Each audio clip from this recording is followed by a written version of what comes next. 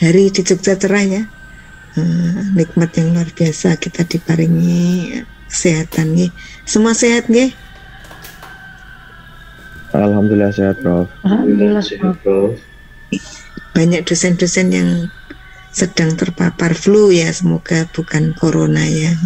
Semoga yang sedang sakit cepat sembuh.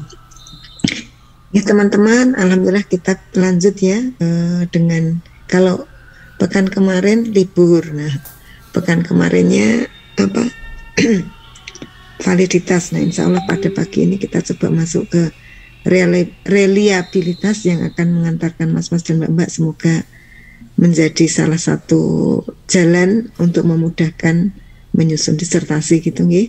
Untuk memulai perkuliahan pada pagi ini, marilah kita mulai dengan berdoa bersama terlebih dahulu. Berdoa dipersilakan. Bismillahirrahmanirrahim. Berdoa cukup ya. Mohon izin saya share screen-nya. Ini PPT-nya saya ambil dari internet, tetapi sudah saya cek kebenarannya sebentar. Kok malah muncul ini? Sebentar. Ini saya minimize. Terus yang ini saya minimize. Ada yang masuk. Nah, terus saya pilih PPT ya. Ya, tipe-tipe reliabilitas sudah kelihatan ya? Sampun, Bro. Sampun.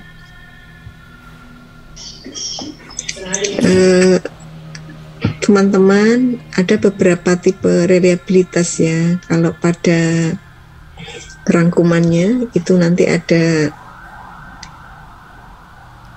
reliabilitas yang didasarkan pada observers atau raters. Jadi nanti kalau misalnya contohnya untuk soal uraian gitu ya, kemudian nanti ada tes retest. Nah, nanti bisa berdasarkan dilihat ada waktunya ya, tes yang sama dites ulang. Jadi sekarang diteskan di suatu subjek, kemudian nanti ditunggu waktu tertentu, kemudian diteskan lagi. Nah, kemudian juga bisa versi yang ketiga. Jadi nanti ada 2 perangkat tetapi dilakukan tes yang sama kemudian dikorelasikan. Nah, 2 perangkatnya harus paralel. Nah, kemudian yang terakhir ini yang paling mudah. Nah, 1 tes kemudian dihitung reliabilitasnya. Nah, tesnya hanya sekali ya. Sebuah tes diteskan sekali kemudian dihitung. Nah, itu yang paling mudah, yang keempat ya. Insya Allah kita elaborasi satu persatu. Sekarang kita coba definisikan reliabilitas ya.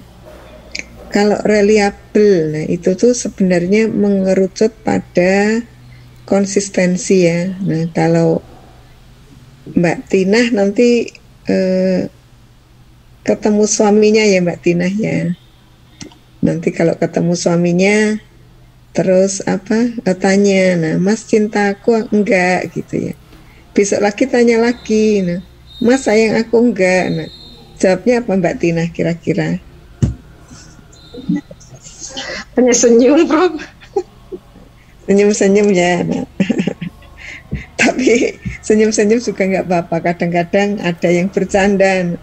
Dek, kowe iki liwat kuburan ngendi to, Dek? Ku mau, Dek.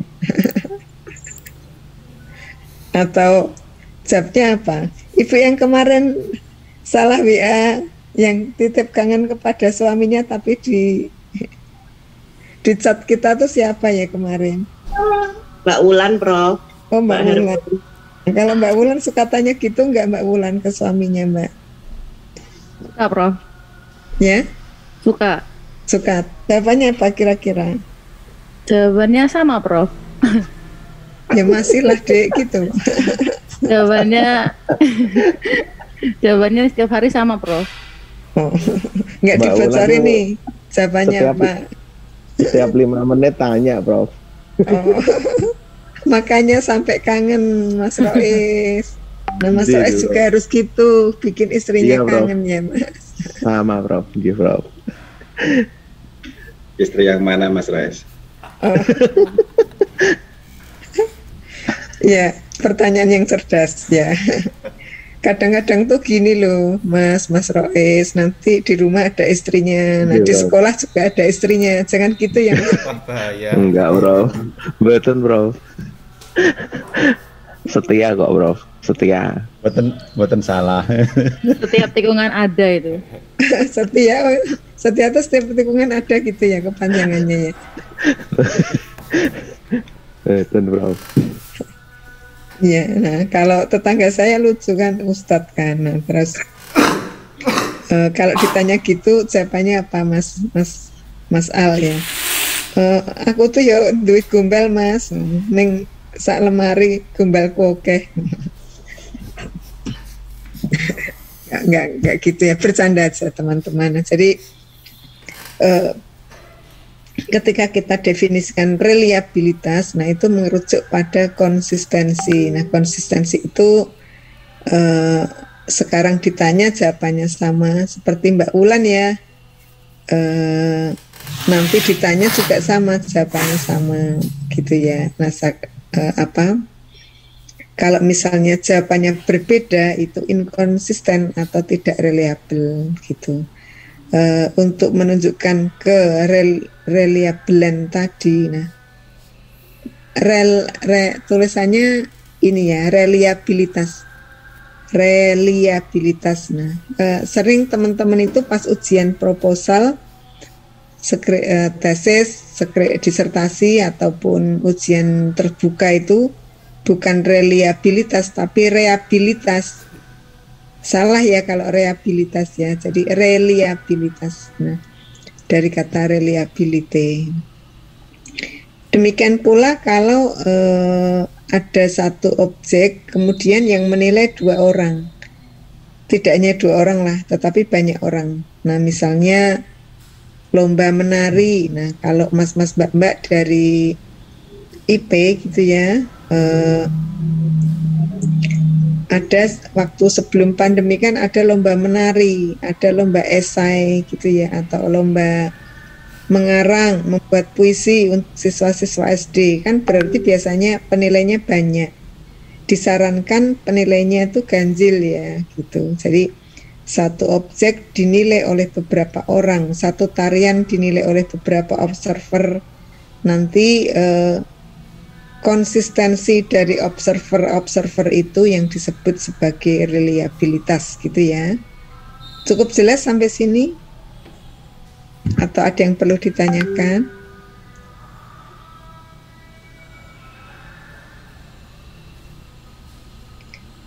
Oke, lanjut dulu ya. Jelas, Prof. Ya. Kadang-kadang kalau kita mau melihat reliabilitas, kalau nanti observernya 1 atau 2, kita perlu melihat ya kesamaannya, konsistensinya. Kalau 2 orang nanti kita bisa menggunakan korelasi product moment. Jadi skor total dari observer 1, skor total dari observer 2 kita korelasikan. Bisa saja nanti juga menggunakan cara lain ya, reliabilitas inter-rater gitu ya, nanti dengan koefisien kappa, jadi kecocokan antara skor dari observer 1 sama skor dari observer 2 untuk tiap butir-butirnya ya. Kemudian kalau misalnya kita menggunakan beberapa rater atau inter-rater reliabilitas ini ya, yang pertama kita melihat bahwa apakah ya ada beda antara penilaian observer 1 dengan observer 2 atau ya konsisten nggak antar observer itu. Nah, untuk bisa menekankan ini, nah biasanya kita mencoba dulu ya. Jadi sebelum menilai beneran, nah kita uji coba dulu apakah antara rater 1 dengan rater 2 itu konsisten tidak. Nah, itu perlu suatu uji coba atau suatu pilot study ya. Nah, Kemudian dari sini, nah kita bisa melihat persentase agreement. Jadi yang setuju itu yang mana gitu. Tetapi untuk persentase agreement ini kadang-kadang ini ya kurang konsisten, karena misalnya kita menggunakan skala 1 sampai 5. Yang nomor 1 observer 1 menilai 4, observer 2 menilai 5. Nah, 4 dan 5 ini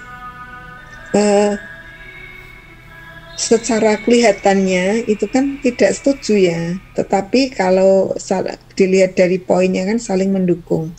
Makanya untuk persentase agreement ini agak berat kalau kita menggunakan kategori yang sama persis. Nah, tetapi kita bisa menjustifikasinya dengan korelasi product moment gitu. Nah, korelasinya bisa menggunakan macam-macam. Product moment salah satu ya, tetapi kalau nanti datanya satu ordinal, satu interval, nah kita biasanya menggunakan korelasi poin serial gitu ya. Kemudian ini teman-teman untuk tes retest ya. Jadi ada satu tes. Nah, kita nanti mau membidiknya 2 waktu yang berbeda. Jadi misalnya membuat tes apalah, burnout misalnya. Burnout guru-guru di sekolah dasar ya. Waktu pertama dites, nah kemudian nanti waktu kedua juga dites ya. Apakah hasil tes 1 sama dengan tes 2 itu merupakan kata kunci dari reliabilitas ya. Jadi kita menyebutnya itu sebagai stabilitas antar waktu, atau kata lain dari reliabilitas ini adalah stabilitas antar waktu ya. Jadi di sini yang perlu dikembangkan yang pertama adalah kita perlu satu instrumen yang akan diestimasi reliabilitasnya. Kemudian dari sini kita mencari partisipan atau responden. Kemudian dari responden ini kita bidik 2 kali. Jadi misalnya bulan ini sama bulan depan gitu. Waktunya diharapkan tidak terlalu jauh ya gitu. Nah, kemudian nanti antara tes 1 dengan tes yang lain dihitung korelasinya. Nah, gitu. Jadi korelasi antara skor yang diperoleh pada tes pertama sama yang dites pada tes kedua. Nah, harapannya itu tidak berubah ya, gitu ya. Kemudian ada yang mau tanya, monggo silakan.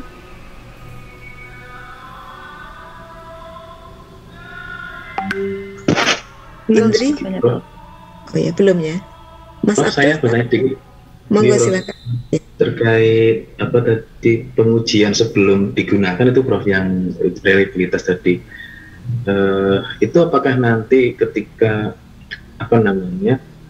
pengujian sebelum digunakan itu, apakah yang menggunakan harus orang yang sama ketika akan digunakan, ketikanya real observation-nya atau real ratingnya, atau kesamaan orang atau kesamaan kompetensi orangnya? Prof, misalkan saya akan mengujikan apakah lembar observasi ini reliable ketika nanti yang menggunakan itu aslinya adalah seorang profesor begitu. Tapi ketika sebelum saya akan saya ujikan sebelumnya, apakah harus profesor juga atau boleh harus orang yang sama, atau bagaimana Prof itu ketentuannya seperti itu? Ya, kalau validitas kemarin kan ke ahli ya Mas ya. Nah, tetapi kalau reliabilitas ini ke yang akan menggunakan gini, uji coba ini atau kan uji coba instrumen ini kan untuk menghitung atau mengestimasi reliabilitas itu menggunakan anggota populasi yang tidak dijadikan sampel. Jadi misalnya SD yang mau digunakan itu SD se-DIY. Nah, terus dari SD se-DIY yang mau dijadikan sampel itu di Sleman, kemudian di Bantul dan di Gunung Kidul. Berarti yang 2, Jogja sama Kulon Progo kan tidak dijadikan sampel. Nah, karena tidak dijadikan sampel, nanti diminta bantuan untuk membantu uji coba ya Mas ya. Jadi anggota populasi yang tidak dijadikan sampel itu tempat uji coba instrumen nanti untuk memperoleh data empiris. Data empiris digunakan untuk reliabilitas, nah mengestimasi reliabilitas. Terminologinya estimasi ya, bukan menguji ya. Kemudian estimasi reliabilitas sama membuktikan validitas konstruk, terutama menggunakan analisis faktor baik eksploratori maupun konfirmatori. Gitu Mas ya. Mohon maaf sedikit bertanya untuk menguatkan lagi Bro. Berarti ketika uji coba itu boleh yang menggunakan instrumen itu boleh si pembuat sendiri Prof ya, tidak harus orang lain ketika menguji coba itu. Maksudnya menggunakan gimana ya di sini? Kan misalkan instrumen itu, yang mau dibuktikan reliabilitasnya apa? Instrumen yang mau itu yang tadi observasi lomba menari misalkan tadi Bro. Ketika akan dicobakan, apakah itu yang menguji itu adalah pembuat instrumen sendiri atau harus orang lain Prof gitu? Saya bingung dengan kata menguji di sini ya Mas ya. Maksudnya menguji cobakan itu karena sebelum digunakan, misalkan instrumen penilaian menari tadi Bro. Nah, harusnya ketika instrumen sudah jadi, yang akan menilai itu kan seorang ahli yang sudah ditunjuk misalkan sebagai juri atau sebagai observer gitu. Nah, namun sebelum di tangan observer, lembar instrumen tersebut harus reliable terlebih dahulu. Nah, ketika menguji reliabilitas tersebut, apakah itu harus melibatkan ahli penari juga untuk menguji itu, atau boleh si pembuat instrumen tersebut yang menggunakannya ketika uji coba gitu? Gini. Itu dulu masalah terminologinya. Menguji reliabilitas nggak ada ya Mas ya? Maksudnya mohon maaf, bukan menguji cobakan instrumen tadi Bro, tadi istilahnya mengestimasi reliabilitas.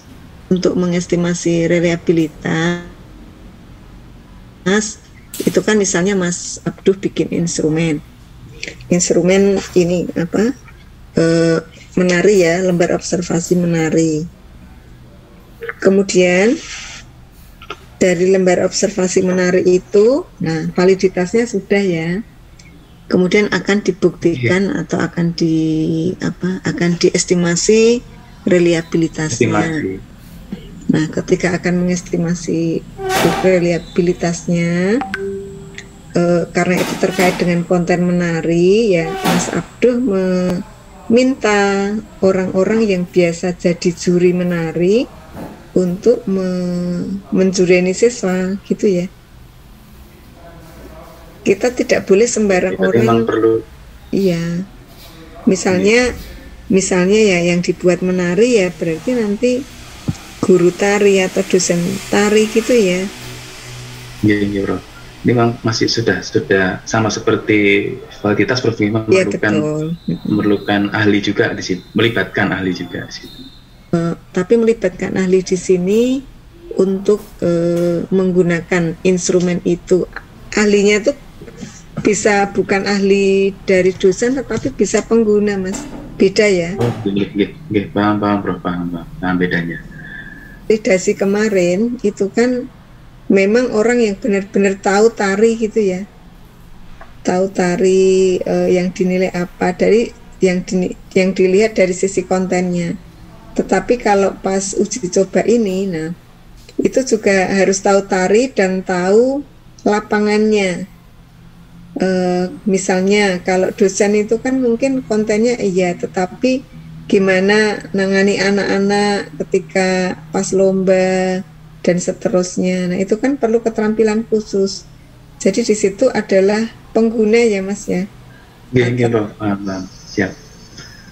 guru tari lama, kemudian yang guru tarinya itu yang dinilai juga biasa anak-anak gitu ya. Soalnya nanti kalau biasa ya mengampu orang dewasa, nanti diminta mengampu anak-anak bubar nanti Mas.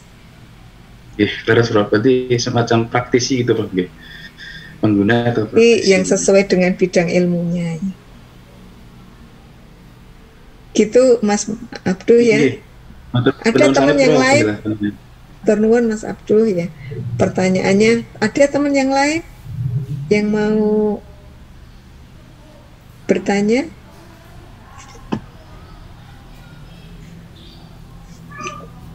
Kalau nggak ada kita lanjut lanjutnya.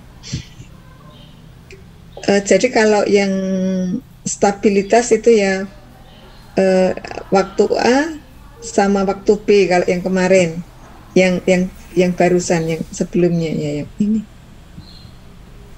ya yang kok malah naiknya. Sebentar.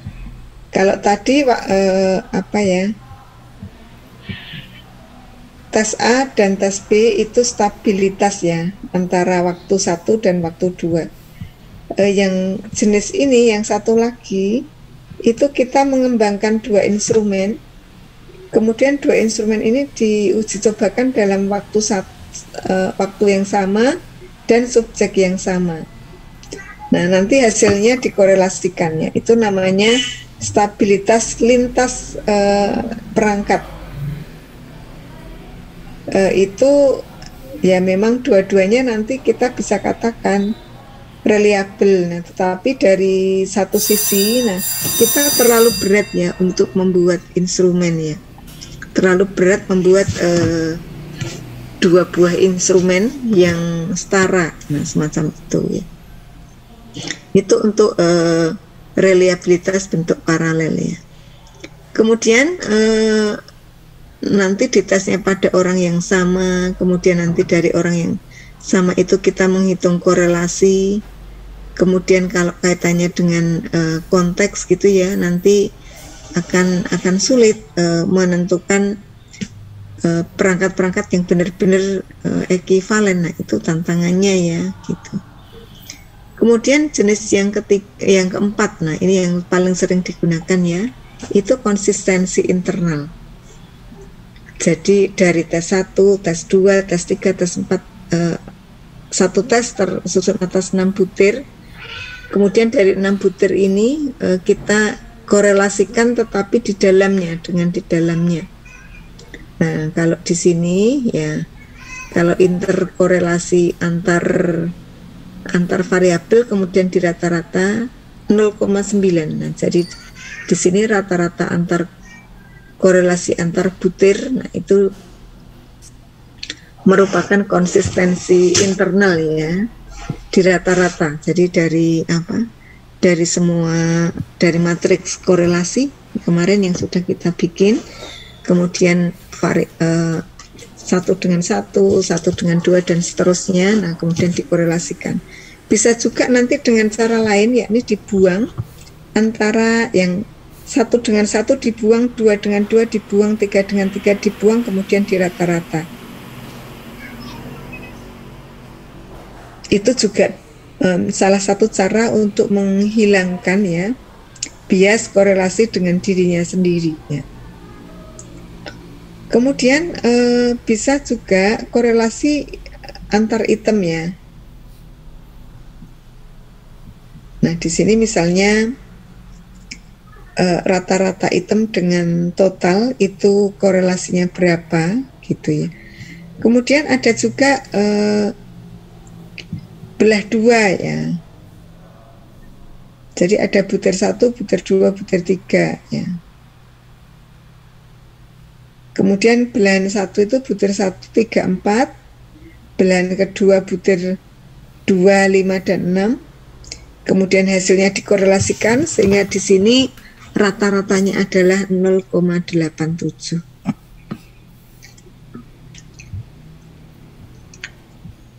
Kemudian yang paling terkenal ini konsistensi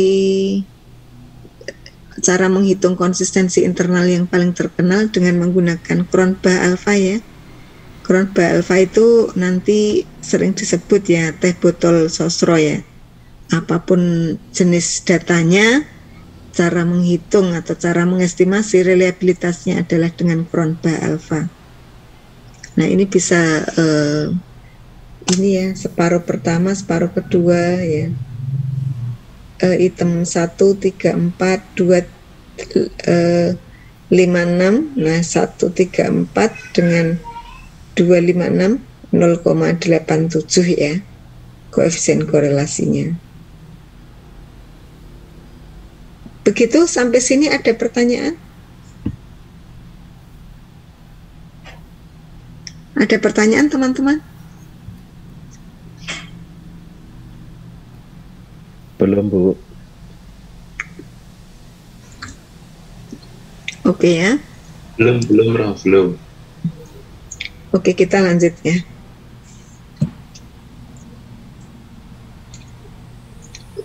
Ini masih konsistensi internal dengan Cronbach alpha ya.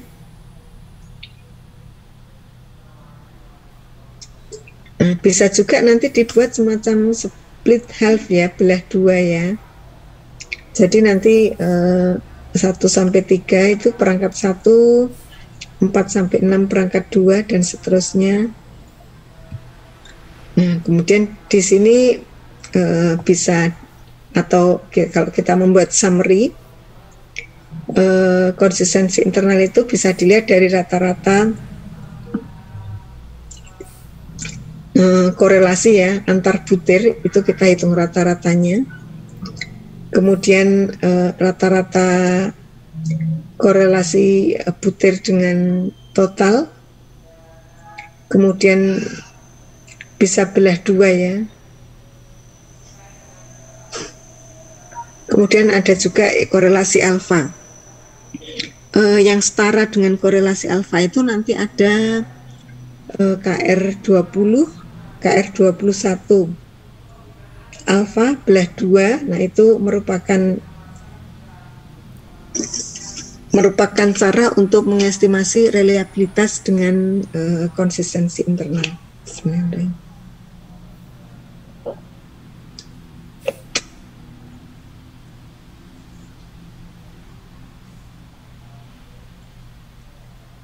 Itu teman-teman untuk reliabilitas. Sampai sini ada pertanyaan?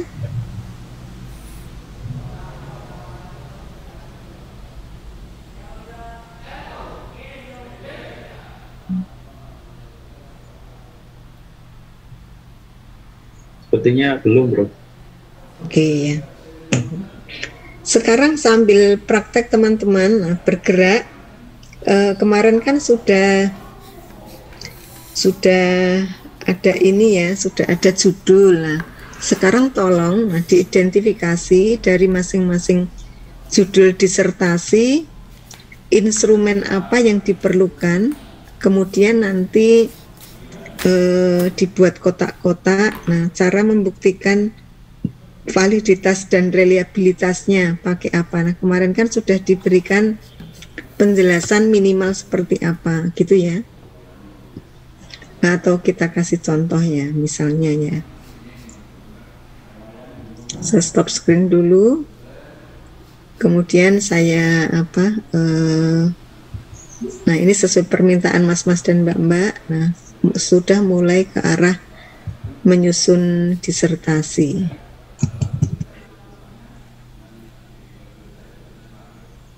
Contoh ya, misalnya nama ya, nama.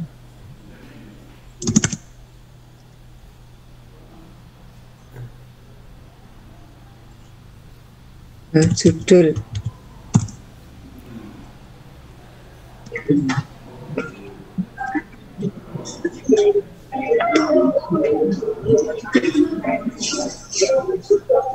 Ketika nanti ini ya,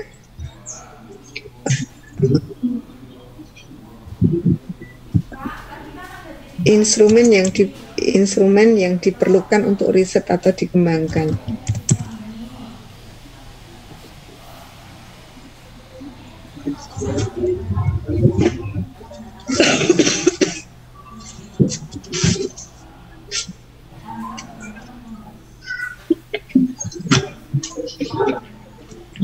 Misalnya namanya apa? Misalnya ya,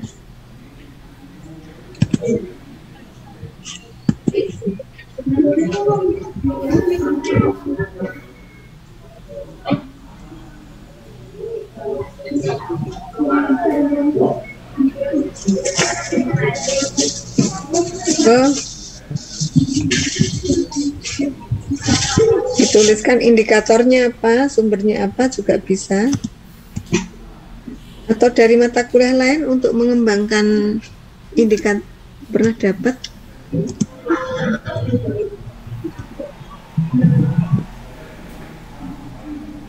Sudah pernah dapat teman-teman?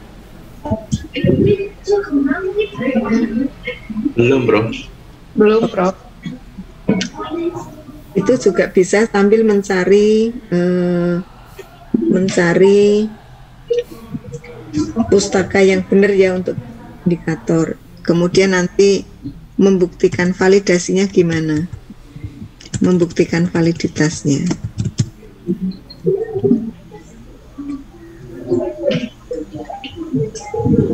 Ini reliabilitasnya. Nanti model untuk dituliskan di bab 3 usulan disertasi ya. Gitu. Ini Mas Nasir aja ya. Nanti bisa di-enter ke bawahnya ya. Nanti perlu apa ya. Kemarin kan variabelnya minimal 2 ya.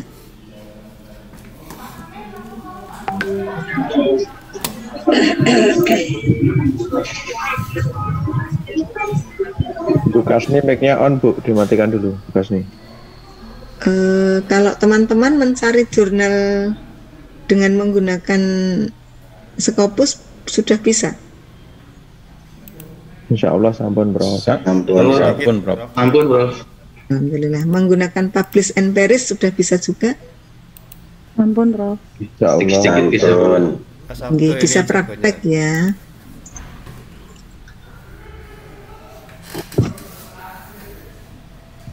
Kalau mensintesis dari apa nanti soalnya terkait dengan validitas konstruk, mensintesis dari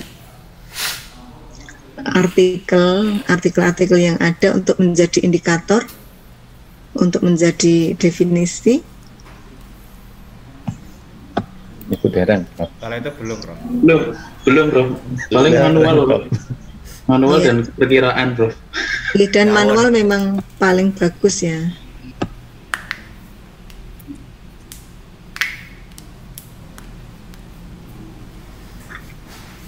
Kuliah sebentar.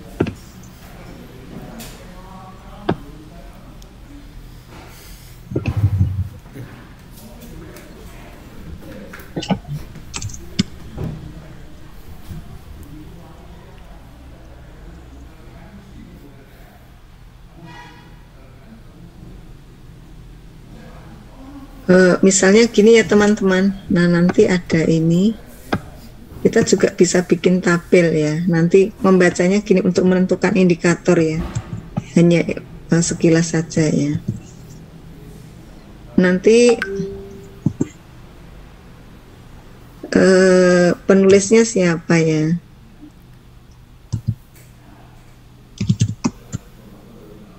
Atau identitasnya, identitas.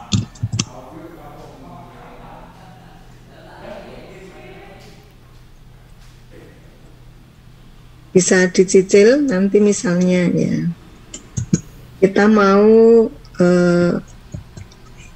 yang kemarin itu apa ya teman-teman, literasi apa aja yang literasi statistik ada yang terkait atau literasi numerasi, literasi Digital. coba salah satu buat contoh, disebutkan variabelnya apa.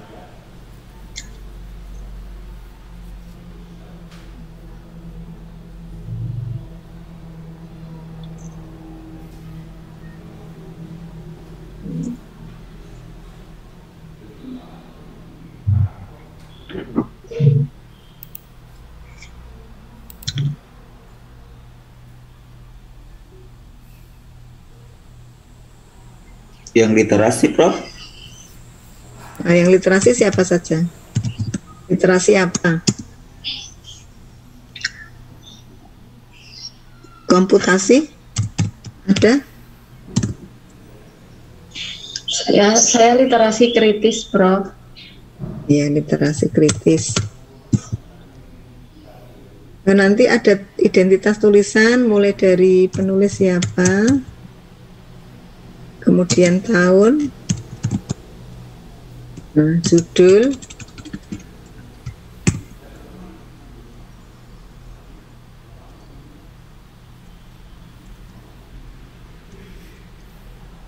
nama jurnal ya, nama jurnal,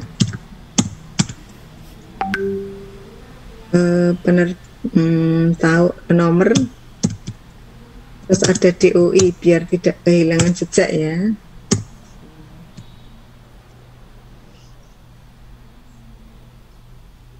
Kemudian misalnya definisi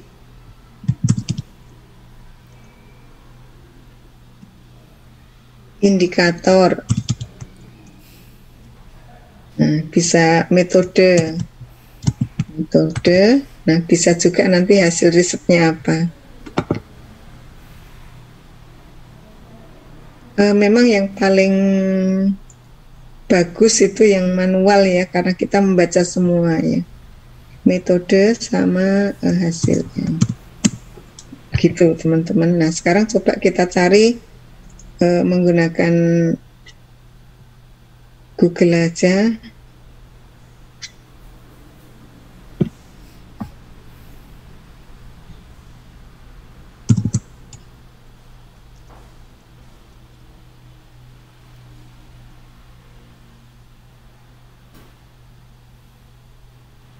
Artikel jurnal.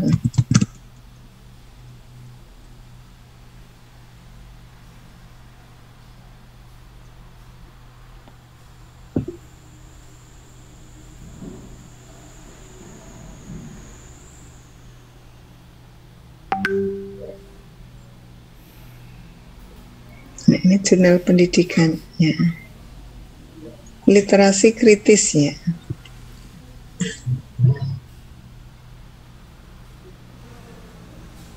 Nanti bisa dibaca dulu ya teman-teman. Nah, tujuannya apa? Menerapkan budaya. Sebenarnya literasi kritis atau kritis literasi ya? Kalau ini apa? Bahasa Inggrisnya critical literacy. Itu Paulo Freire.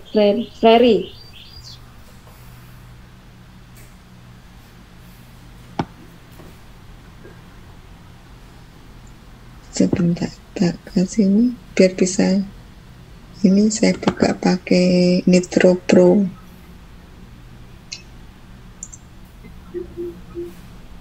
Nah, nanti dibaca dulu teman-teman ya. Di skimming. Nah, saya biasanya lihat tujuannya dulu. Misalnya dari sini kemudian distabiloin ya.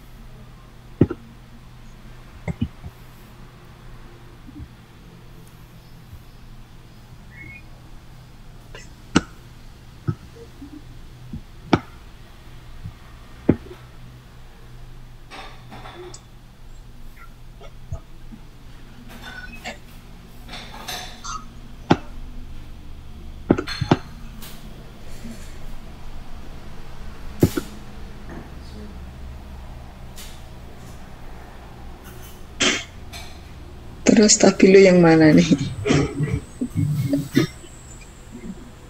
Coba.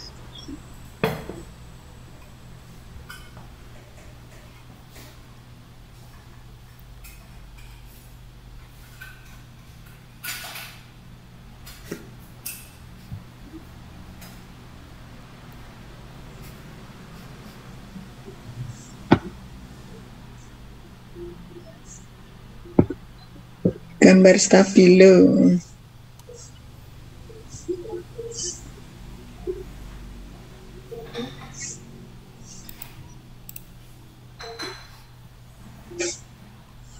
Itu langsung klik kanan di yang di blok aja, Bro. Klik Nanti kanan, terus highlight ya. highlight. Nah, gimana? Terima kasih ya. Ganti laptop Mas. Ya, biasanya ini langsung ada gambar stabilo, saya klik.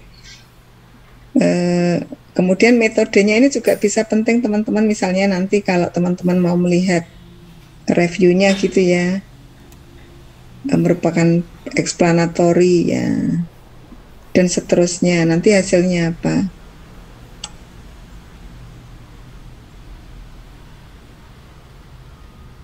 Tapi ini kurang bagus ya, idealnya kalau abstrak tuh ada ini ya, tujuan, metode. Metode itu mulai dari analisis mulai dari instrumen yang digunakan, pengumpulan data sampai analisis data. Nah, ini tidak terlalu jelas ya. Monggo nanti misalnya mau digarisbawahi literasi kritis apa, dibaca dulu satu persatu.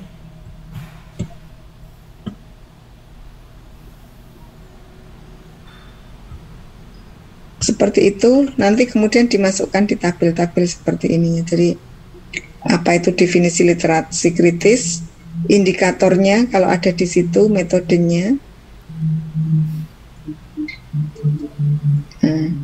sama hasilnya. Nah, atau coba cari yang lain yang lebih bagus ya.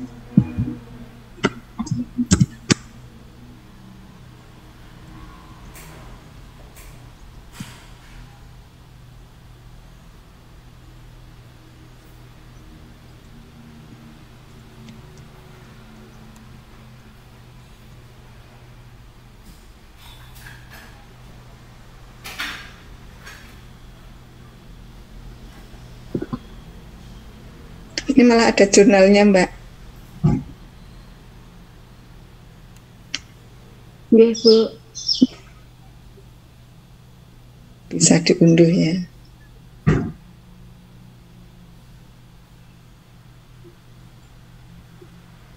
Nah, bisa diunduh ya.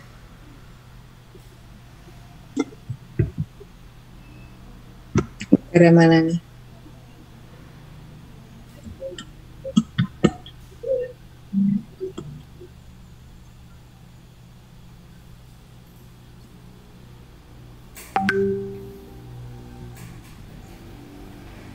Sao Paulo.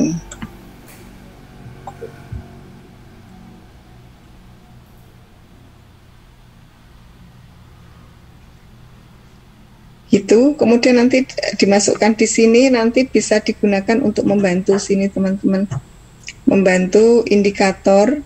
Dari indikator ini untuk mengembangkan ya instrumen yang kemarin ya. Salah satu cara mengembangkan instrumen ketika kita melihat indikatornya dulu, kemudian nanti validitasnya, misalnya menggunakan validitas apa, kita bisa misalnya validitas isi. Nah, ini dengan menggunakan ahli atau menggunakan bantuan ahli.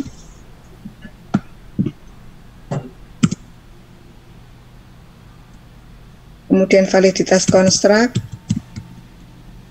Nah, misalnya pakai analisis faktor, insya Allah kita besok praktek juga analisis faktor exploratory, nah, atau CFI ya. Kemarin sudah dibahas. Nanti untuk prakteknya besok insya Allah. CFA. Kemudian mengestimasi reliabilitasnya apa? Tadi salah satu dari tadi ya dijelaskan, mau pakai misalnya ya ada iterator atau mau pakai Cronbach alpha gitu.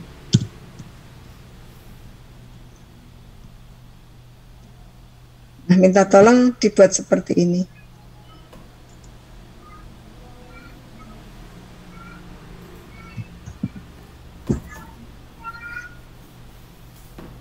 Ada pertanyaan?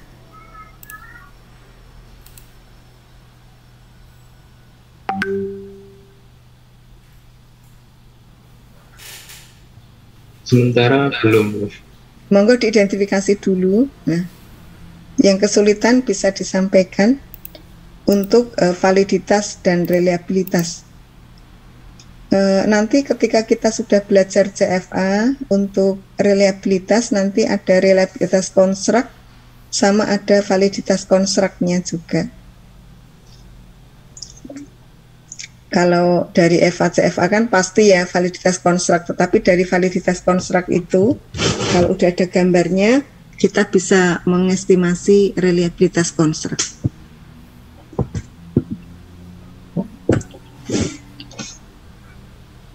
Oke, rumus Kamata misalnya ya ada di buku analisis kuantitatif instrumen penelitian.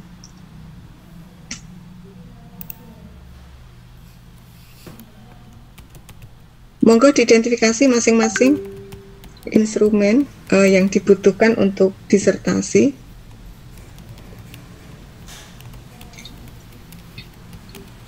Yang belum menghubungi promotor bisa segera menghubungi promotor ya, promotor dan kopromotor.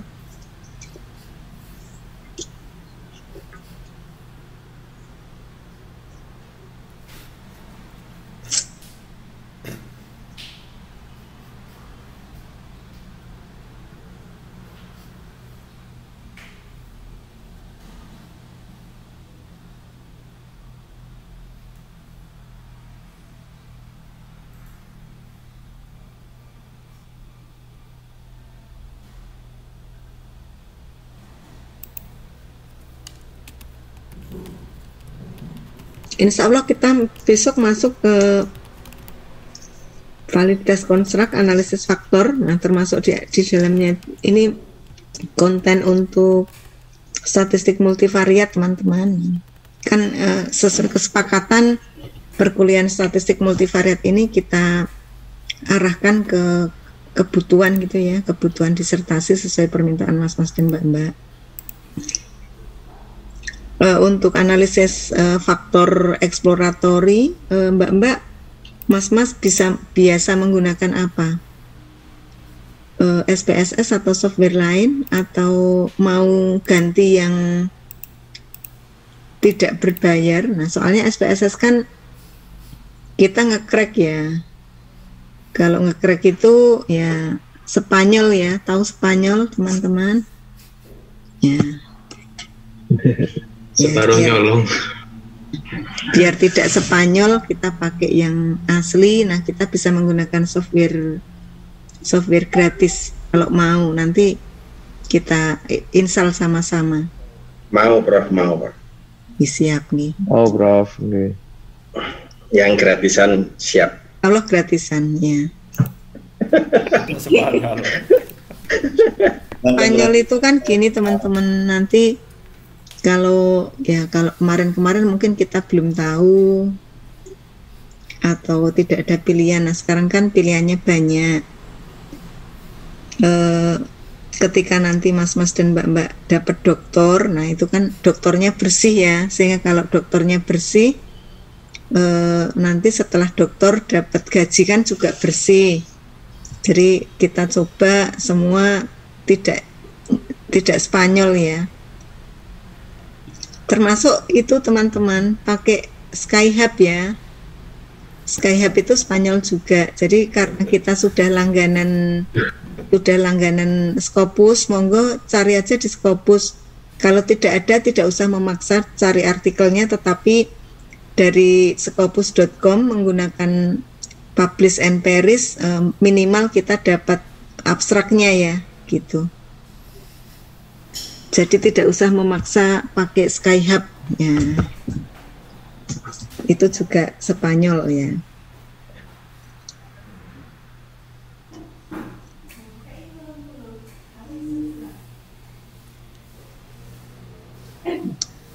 Monggo sudah selesai atau belum? Atau masih mencari, atau siapa tahu sudah dapat indikator?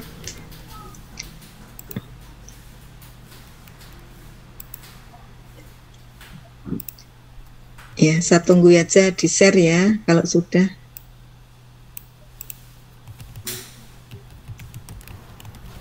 Kita identifikasi dulu self efficacy atau apa. Jadi dari disertasi yang dibutuhkan apa ya.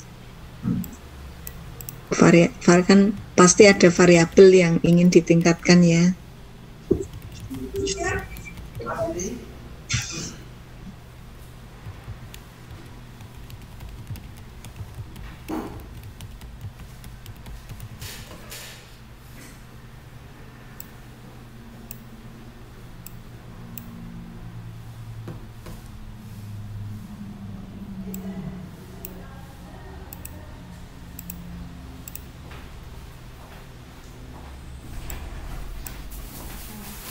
Boleh ngeluarin kopinya, boleh ngeluarin kuacinya. Ya.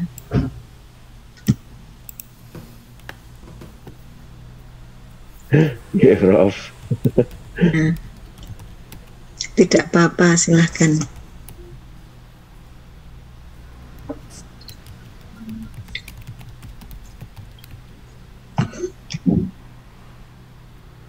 Juga bisa menggunakan alternatif, jadi tidak selalu menggunakan Cronbach alpha ya. Kan mas-mas mbak-mbak punya teman-teman misalnya diuji cobakan di siswa SD di sana. Nah kemudian dicoba di Sari gitu ya.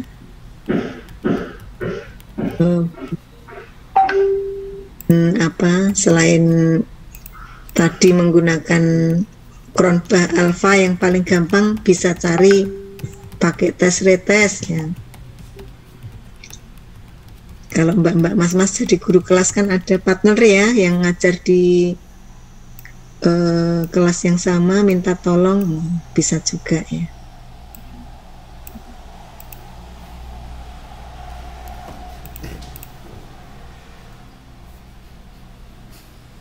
Mbak Vera sudah? Prof baru menulis di kertas dulu, mereng-reng. Ditunggui, setia menunggu ya.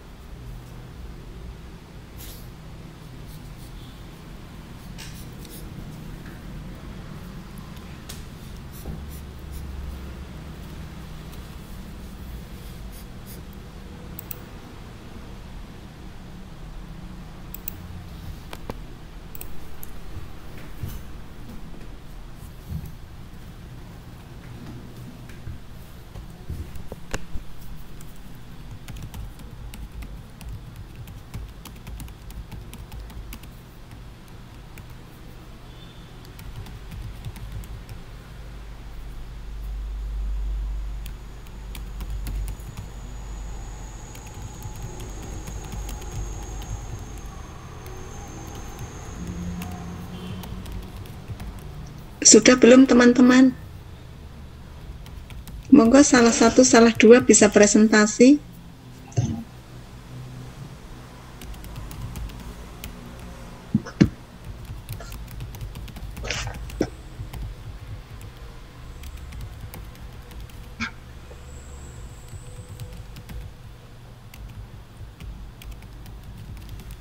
Sinten yang sudah hanya mengidentifikasi kebutuhan ya untuk diri sendiri.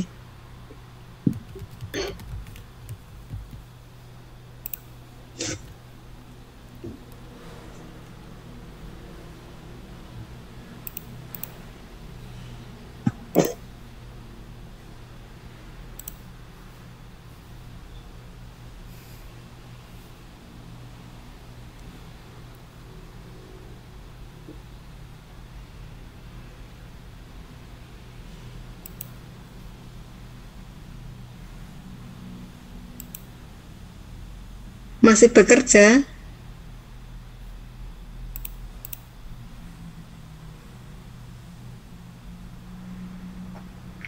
Masih bekerja atau sudah selesai teman-teman? Masih bekerja. Masih mengerjakan, Prof. Masih progres. mengerjakan, Prof. Oke ya.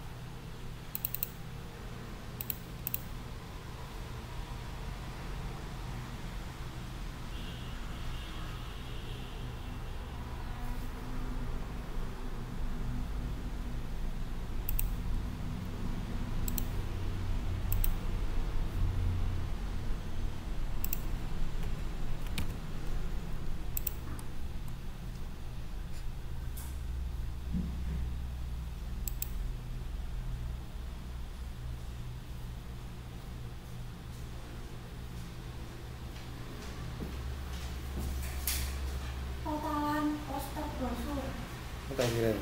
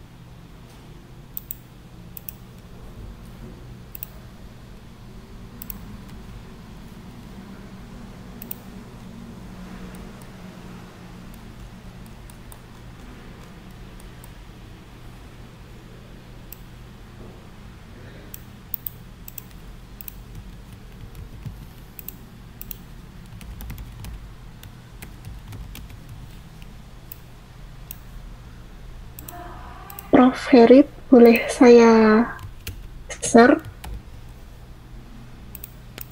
Silakan, Mbak. Mohon bimbingannya ya Prof, takut kalau salah. Tidak ada yang salah. Ya, monggo silakan.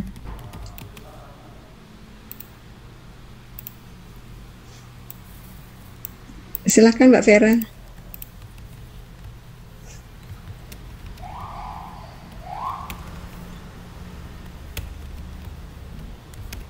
Udah terlihat, teman-teman?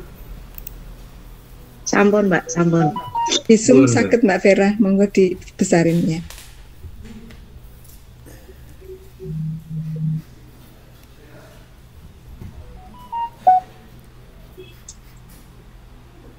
Yang pertama saya antara instrumen itu yang kemarin variabel yang yang tugas kemarin atau instrumen yang alat pengumpulan data nggih, Prof?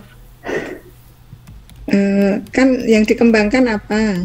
Oh, oke, baik. Kalau yang saya kembangkan dari variabel kemarin itu unsur wirogonya, Prof. Tapi unsur wirogonya Wiromo dan Wiroso. Tapi untuk lebih spesifiknya saya unsur wirogonya. Kemudian variabel ada rasa kepercayaan diri, keaktifan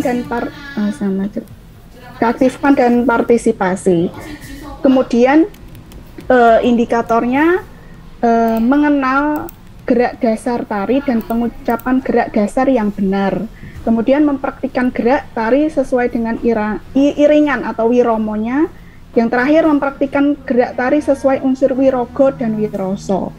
Kemudian validitas saya menggunakan validitas isi, Prof.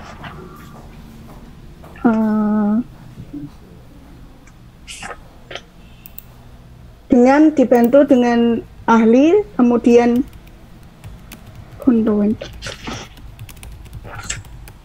untuk mengestimasi reliabilitasnya saya pakai Chrombat Alpha. Ya, jadi nanti ketika mengembangkannya wirogonya, kan juga perlu instrumen untuk mengukur wirogo ya. G, Prof. G. Menilai juga kepercayaan diri, keaktifan dan partisipasi. Kalau reliabilitas oke, pakai Chrombat Alpha oke, tetapi kalau untuk disertasi tidak hanya validitas isi ya. Oke. Ditambah validitas apa, nanti monggo dari perkuliahan kemarin bisa dipilih. Iya, Prof. Untuk kemarin PPT-nya saya minta di-share ya, Prof. Oh iya. Validitas isi. Iya, Mbak. Itu sebenarnya hanya rangkuman saja dari yang di buku analisis kuantitatif instrumen penelitian itu loh.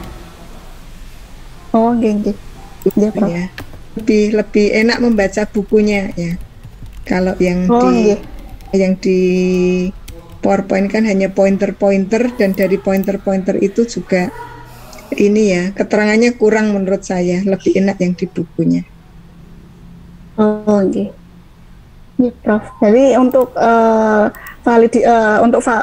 uji membuktikan validitasnya tidak hanya validitas isi nggih, Prof.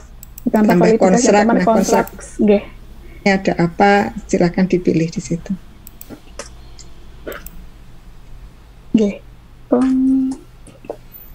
Nggih, Prof, terima kasih. Sami ya. Matur nuwun Mbak Vera. Ada satu lagi nih teman-teman, satu lagi yang mau menyajikan. Semua mengarahkan ke disertasi kok, tidak usah khawatir, tidak ada manfaatnya ya.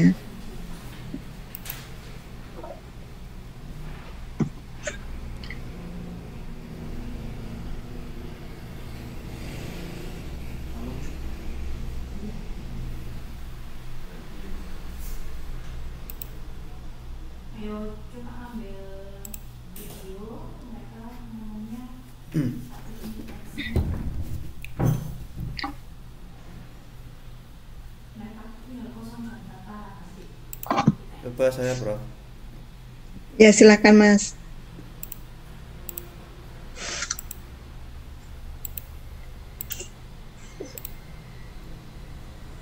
Ya, terima kasih.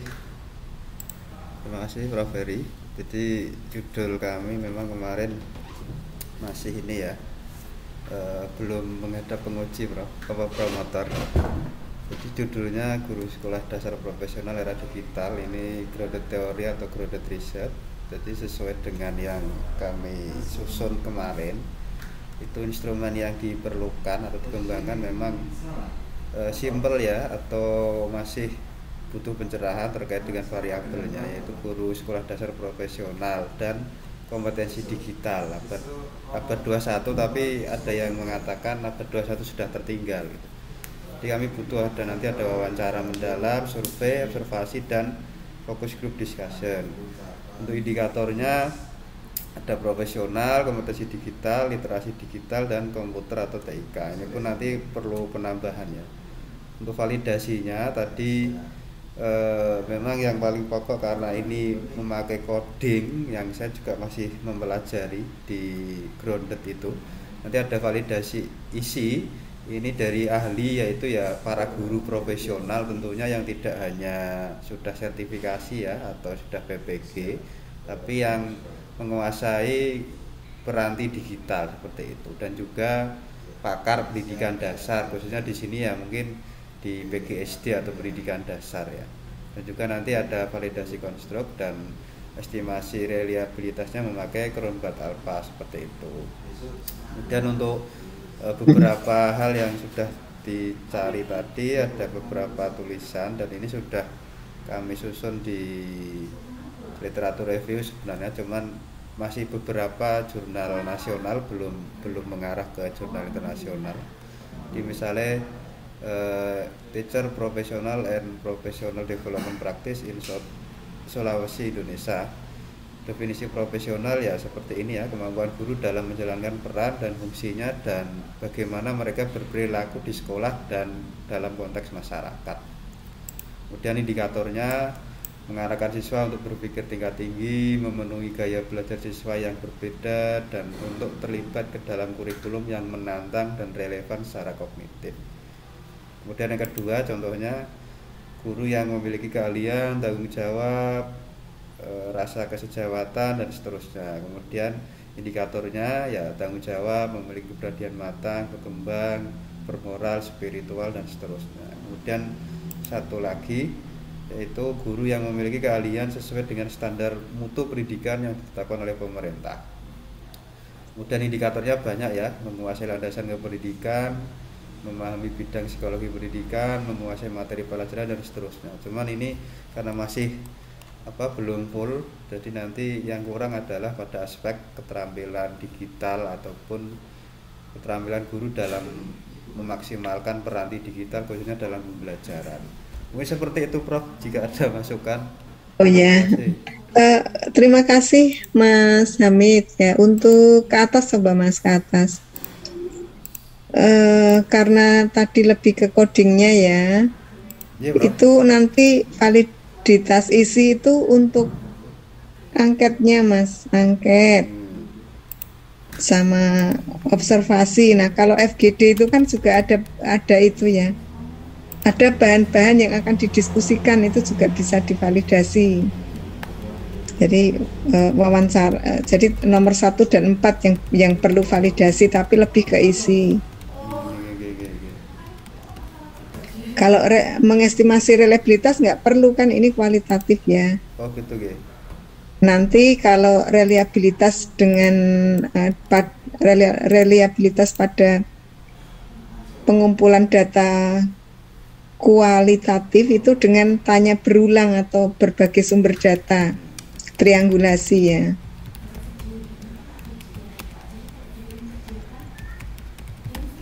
Jadi seperti tadi Mas Hamid tanya ke istri apa, Mas atau Mas Hamid tanya ke istri, nah Dik kok pulang terlambat, kemana? Nah beli minyak goreng Mas, kan langka misalnya. Mas Hamid ke tokonya itu benar-benar ngantri minyak goreng enggak? Nah di situ kan sebenarnya menggunakan berbagai sumber data ya gitu. Jadi itu untuk mengetahui konsistensi ya. Berarti nanti ke codingnya itu ya Prof, yang untuk ya, termasuk triangulasinya itu ya. Triangulasi coding juga. Siapa tahu melihatnya dari angle yang berbeda. Contohnya gini, ada orang, mungkin Mas Hamid pernah menemui orang ya, kalau melihat sesuatu itu dari sisi negatifnya terus ya Mas. nggak pernah positif. Banyak, Prof. Ya, jadi misalnya bikin akreditasi sudah jadi, sudah lewat, nah tetapi karena kita buru-buru, kurang cermat, nah yang disalahke kita karena kita dianggap tidak melibatkan orang lain, padahal kalau orang lain diajak juga nggak mau. Sering ya gitu ya. Iya, Prof. RPS-nya kurang atau menurut beliau kurang dalam, padahal diminta dandani juga nggak mau. Jadi kadang-kadang tuh kita tuh posisinya tuh menjadi terdakwa, salah, semua yang kita lakukan salah. Nah, itu kan kadang-kadang ada orang yang melihat seperti itu ya, melihat tuh salahnya terus ya. Tetapi bisa jadi kalau kita tahu di dalamnya, nah itu kan kita melihat, oh alhamdulillah borang sudah jadi, oh yang bisa diimprove itu ini. Kemudian alhamdulillah asesor sudah lega, nilai kurang sedikit yang nggak apa-apa, yang penting aku urus kan juga tetap gitu ya Mas. Jadi yang dilihat selalu positifnya atau apa yang bisa diimprove itu dari satu sisi, sementara ada orang dari sisi lain itu melihatnya itu selalu negatifnya, kekurangannya gitu ya. Gitu. Jadi kalau kadang-kadang melihat apa yang mau diimprove sama kekurangan kan beda ya. Kalau apa yang bisa diimprove itu kan biasanya ngasih masukan. Tetapi kalau menyalahkan kan sekedar menyalahkan doang, tidak ngasih solusi kan. Beda ya gitu. Jadi semacam itu. Jadi dengan melihat angle yang berbeda atau dengan istilahnya apa ya, validasi coding. Nah, validasi cara coding itu kan juga salah satu di sini kalau untuk melihat validitas ya, bukan menguji ya Mas ya. Menguji validitas nggak ada ya. Ini yang kopnya ini loh salah. Nanti daripada ke belakang ya, membuktikan atau melihat bolehnya. Oke, nih terima kasih. Ya, nih. Terus ini ada Mas siapa nih tanya nih di chat ya. Mbak Hesti. Oh, kalau untuk preliminary riset monggo, mau kuanti mau kuali boleh.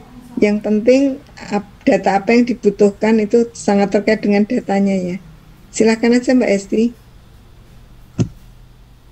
Ya teman-teman, alhamdulillah waktu habis. Nah, insya Allah pekan depan monggo nanti ini ya menggunakan 2 gadget untuk pekan depan. Jadi HP dan laptop. Nah, HP-nya untuk nge-zoom, laptopnya untuk kerja. Nah, insya Allah kita akan mulai validitas konstruk, terutama untuk memfasilitasi teman-teman yang menggunakan pendekatan kuantitatif, terutama untuk validitas isi. Kita pakai EVA ya, analisis faktor eksploratory.